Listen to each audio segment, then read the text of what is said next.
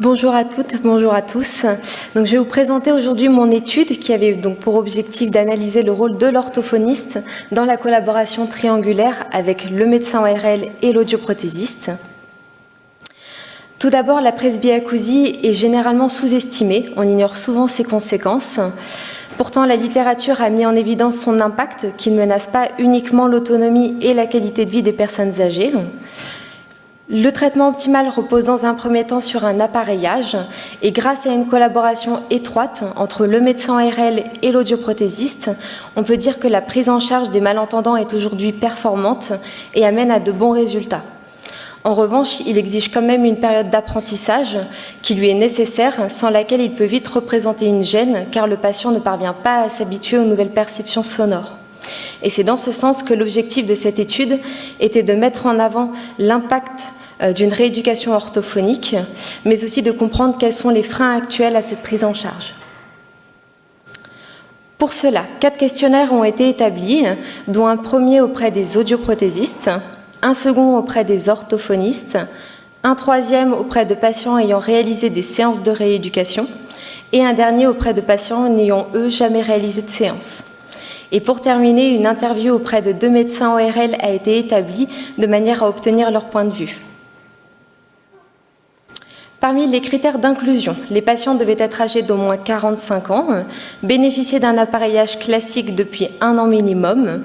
Pour ceux ayant réalisé des séances de rééducation, ils devaient en avoir pratiqué depuis au moins 3 mois. Concernant les audioprothésistes, ils devaient être diplômés d'État et les orthophonistes spécialisés en surdité. Parmi les points importants qui sont ressortis de l'ensemble de ces enquêtes, concernant la première auprès des audioprothésistes, 281 réponses ont été obtenues. Il a été mis en avant que seul un audioprothésiste sur 2 est formé sur cette prise en charge au cours de sa carrière, et pourtant seulement 20% d'entre eux ont compris son intérêt. Une analyse a permis justement de mettre en évidence que le type de formation reçue, l'école de formation et l'âge des audioprothésistes avaient une influence statistiquement significative sur leur sensibilité au sujet. Et le deuxième point important, c'est que 90% des audioprothésistes ne proposaient que rarement, voire jamais cette prise en charge à leurs patients, notamment en raison d'un manque d'orthophonistes dans leur région ou tout simplement parce qu'ils ne savaient pas quand en parler. Concernant la deuxième enquête, 15 réponses ont été obtenues de la part des orthophonistes. Il faut savoir que le médecin ORL est le professionnel de santé qui orientait le plus souvent les patients vers eux, suivi de l'audioprothésiste puis du médecin traitant. Et selon les orthophonistes, les principales limites à la rééducation résidaient surtout dans le manque de connaissances et d'informations de la part des patients, suivi de leur manque de motivation générale. Et enfin, ils ont quand même reconnu qu'ils n'étaient pas assez nombreux pour répondre à la demande. Et concernant leur fréquence de collaboration, comme on peut le voir sur ces deux figures, les orthophonistes ont quand même affirmé travailler toujours et souvent avec le médecin ORL et l'audioprothésiste. Concernant la troisième enquête, auprès des patients ayant réalisé des séances de rééducation, 8 réponses ont été obtenues. Tous les patients ont affirmé avoir trouvé de nombreux bénéfices grâce à une prise en charge orthophonique, notamment sur leur qualité de vie ou encore leur intelligibilité en milieu calme. Et pourtant, la majorité d'entre eux ont quand même mis en avant qu'ils avaient ressenti un moment de découragement au cours de leur processus de rééducation, ce qui laisse quand même supposer que les séances sont assez éprouvantes pour eux. Et si la moitié les a cessées en raison, parce qu'ils avaient obtenu les bénéfices recherchés, l'autre moitié les a tout de même cessées, soit en raison d'un manque de résultats, ou tout simplement parce que les séances étaient trop difficiles pour eux. Concernant la dernière enquête auprès des patients n'ayant, eux, jamais réalisé de séance, 98 réponses ont été obtenues. Tous les patients, sur ces 98 réponses, seulement 30% ont eu à un moment donné une proposition de prise en charge orthophonique, soit par leur médecin ORL, soit par l'audioprothésiste. Et pourtant, la grande majorité n'a pas compris son intérêt lorsqu'elle leur a été proposée. Et ce qui a surtout ressorti de cette enquête, ça a été leur manque de connaissances, puisque la majorité des patients interrogés ne savaient pas ce que la rééducation pouvait leur apporter en complément de leur appareillage. En ce qui concerne l'interview auprès des 2 médecins ORL, il faut savoir que seul l'un d'entre eux a reçu une formation sur cette prise en charge au cours de son cursus de médecine. Tous deux ont affirmé travailler toujours en collaboration avec les audioprothésistes, mais seulement quelques fois avec les orthophonistes. Et pourtant, ils ont quand même mis en avant l'importance d'orienter les patients vers eux, surtout en cas de limite d'appareillage, pour un travail de la lecture labiale.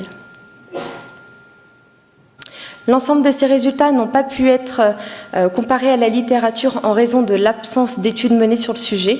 En revanche, il a été possible d'établir un parallèle avec d'autres mémoires qui ont été réalisées sur le même thème il y a plusieurs années.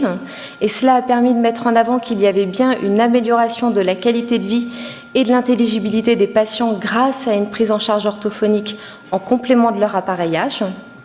Le deuxième point important, c'est que leur fréquence de collaboration entre les médecins ORL, les audioprothésistes et les orthophonistes a quand même augmenté ces dernières années, même si elle reste toujours à ce stade minime. En revanche, le manque de connaissances et d'informations de la part des audioprothésistes, mais aussi des patients, persiste depuis de nombreuses années. Et les mêmes freins qui ont été mis en avant à travers d'autres mémoires il y a une dizaine d'années ont émergé dans l'ensemble de ces 4 enquêtes. Évidemment, cette étude présente des limites, donc l'ensemble de ces résultats sont à nuancer, mais ont quand même permis d'obtenir une tendance de la vision de chacun des acteurs sur cette prise en charge. Et pour conclure, on peut dire qu'une prise en charge complète du déficient de l'ouïe n'est possible que grâce à une collaboration étroite avec le médecin ORL qui va diagnostiquer la perte auditive de manière précise, l'audioprothésiste qui va rétablir une perception sonore grâce à l'appareillage et l'orthophoniste qui va proposer un travail de rééducation de la compréhension. En revanche, les mêmes freins persistent depuis de nombreuses années, ce qui n'a pas permis à cette collaboration de se développer davantage. Et en parallèle de ça, de nombreuses alternatives se sont développées ces dernières années, avec des exercices d'entraînement auditif en ligne ou encore le EarFit. Il serait donc judicieux de développer les connaissances de l'ensemble des professionnels de santé sur ces différentes alternatives qui permettraient justement de pallier certains freins qui ont été mis en évidence à travers ces 4 enquêtes. Merci beaucoup pour votre attention.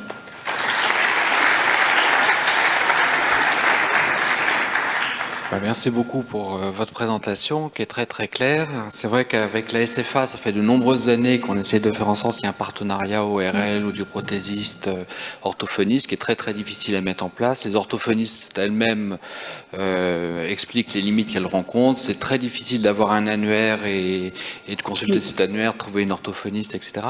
Le fait d'avoir fait cette étude, qu'est-ce que ça change dans vos pratiques aujourd'hui? Est-ce que vous avez trouvé une solution dans votre pratique quotidienne pour qu'ils voient davantage l'orthophoniste et comment avez-vous fait et que faites-vous? Eh bien, c'est vrai que j'ai été confrontée moi-même au manque d'orthophonistes présents dans les régions. Donc, c'est très difficile et lorsqu'on arrive à trouver un ou une orthophoniste, il y a aussi le délai qui est assez important. Donc moi personnellement la solution que j'ai trouvée c'est d'installer un fauteuil EarFit et pour le coup sans en faire la promotion, mais pour le coup c'est souvent très apprécié des patients qui trouvent qu'on leur apporte autre chose que seulement l'appareillage et ça permet vraiment une prise en charge un petit peu plus complète de notre part aussi. Très bien, merci également pour cette belle présentation.